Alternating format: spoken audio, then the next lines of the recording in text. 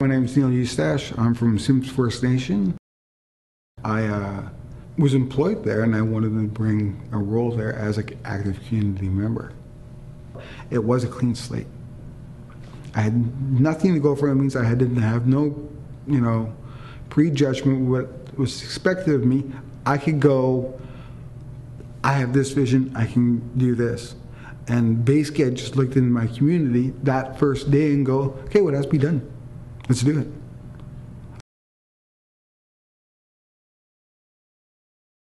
I had to feel it out first. I had to kind of go, what's happening here? Who in our community is doing this or doing what? You have to go, what's that person doing? Or what's that group over there doing? How do I feel that? Who can I talk to? Who's going to be the most responsive? That's what I did. That's what my first motivation was, to get an overall feeling and work inside my community. If that event over there is happening, don't expect them to go away from their event to come to your office or come to your thing. You have to go to them and engage with them and engage in their basically their language. I want to work with you in the context of we. And I mean we, I mean everyone. I mean the kids, the parents, the elders, the grocery store owner, the we, right?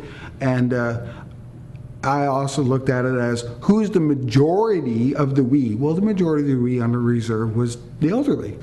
Then I can go and say, hey, how are you? Simple. That's what they want. Someone wants to go, hey, you want to engage with me? Yes. I go, well, what do we got here? Oh, we got juices, we got this is what you're eating. Yeah. What did you eat before? And then that's when the information started coming. Well, we used to go and pick wild potatoes on here from this area over here. Oh, great. Oh, here's berries over here we used to pick. And this is the time of year you go this. That they knew. And went, oh, I'll put that information, thanks for telling me, I'll put it in the back of my mind and I'll use it later. Thanks. And I let them explain themselves. And they actually said that to me. What are we feeding our kids? What are we eating here? Like, why aren't we hunting? Why aren't we fishing? Why aren't we doing this stuff? And they also said, why aren't we getting together as a community? I knew if they felt good about it, and I brought this trust for me to listen to really understand, they tell their children, they tell their grandchildren. Well, what would I do? Now we're going to have this tournament and have this get together and these different people from all over the place. Well, you welcome them. Well, what does everyone get welcomed with? Well, welcome with food. And I filled up my basket with alternatives from what we traditionally would serve now with today's society with chips and pop. I went, no, let's put healthy foodstuffs in there. And with doing that, by giving the gift, it wasn't they were obligated to change. It was that, hey, look, here is change. Do you want it? A lot of them were surprised. They're like, wow.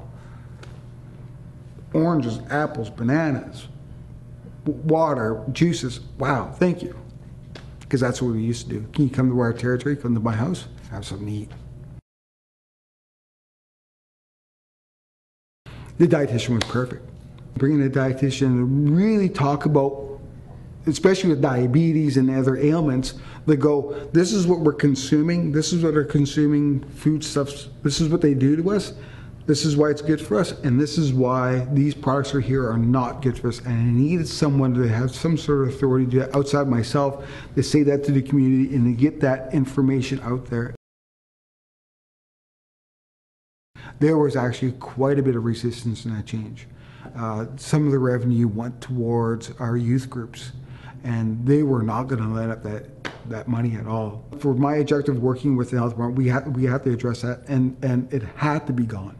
We had to change this. We had to get rid of these products, or at least a compromise. If we can get an agenda to at least get 50% of those products out of there.